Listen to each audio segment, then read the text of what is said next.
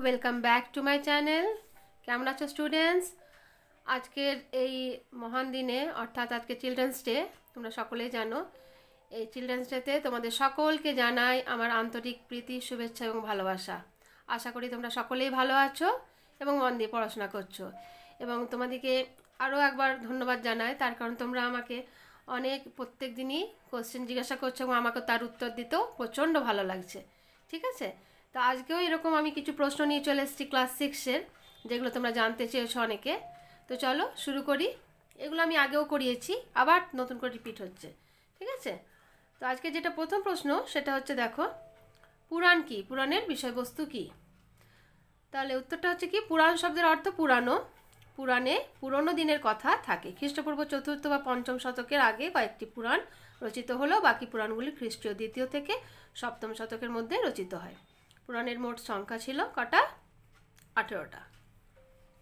পুরাণের বিষয়বস্তু, পুরাণের আলোচনার বিষয় হলো রাজবংশের ইতিহাস। তাছাড়া কৃষি, পশুপালন, বাণিজ্য, জ্যোতিষ, ভূগোল প্রভৃতি বিষয় পুরাণ থেকে জানা যায়। পুরাণের গল্পকথার মধ্যেই তোমার ইতিহাসের উপাদানও মিশে আছে। দ্বিতীয় প্রশ্ন কি, সঙ্গম সাহিত্য কি? তামিল ভাষায় সঙ্গম শব্দের অর্থ হচ্ছে সম্মেলন বা এক জায়গায়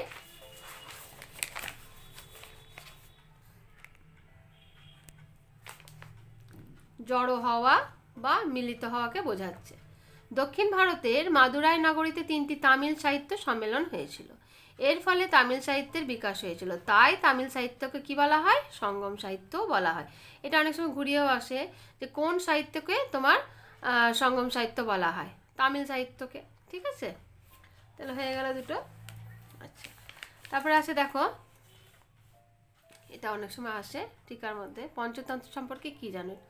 যেহেতু আমি আগেই বলেছি যে এগুলো অনেক আগেও আমি করিয়ে দিয়েছি, তাও আর একবার আমাকে যেহেতু তোমরা বলে পাঠিয়েছো বা লিখে পাঠিয়েছো মেসেজে, সে আবার রিপিট করছি।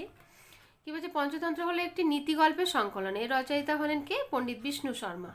আনুমানিক খ্রিস্টীয় 1ম বা 2য় শতকে এটি সংস্কৃত ভাষায় রচিত হয়।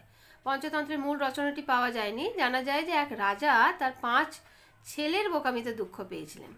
শেষ পর্যন্ত তিনি বিষ্ণু শর্মার কাছে তাদের শিক্ষা লাভের জন্য পাঠিয়ে দেন। বিষ্ণু শর্মা বিভিন্ন নীতিগল্পের মধ্যে দিয়ে মাত্র 6 মাসের মধ্যে রাজার ছেলেদের শিক্ষা দিয়েছিলেন।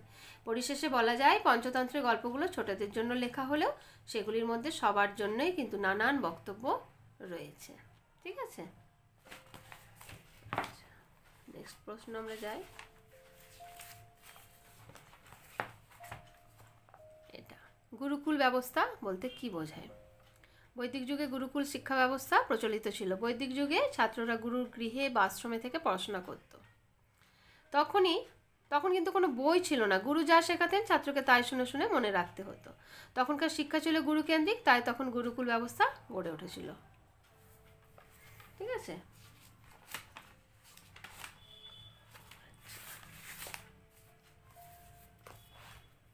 আরেকটা দেখো, জীবক কেন বিখ্যাত?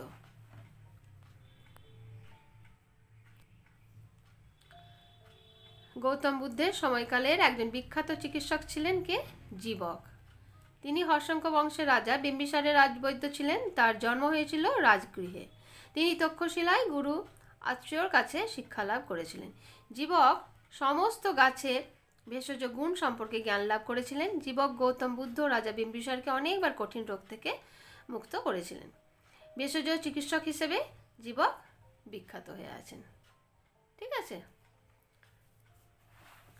তাহলে তোমরা আজকে এগুলোই করো। আবার তোমাদের যদি কোনো প্রশ্ন থেকে থাকে আমাকে অবশ্যই কিন্তু কমেন্ট বক্সে কমেন্ট করবে, আমি কিন্তু তোমাদের সেই উত্তর দেওয়ার চেষ্টা করব। তাহলে আবারও তোমাদেরকে আজকের এই শুভ দিনে শুভেচ্ছা জানালাম। ঠিক আছে, তোমরা মন দিয়ে পড়াশোনা করো এবং তোমরা ভালো থেকো। তাহলে আজ এই পর্যন্তই রাখছি।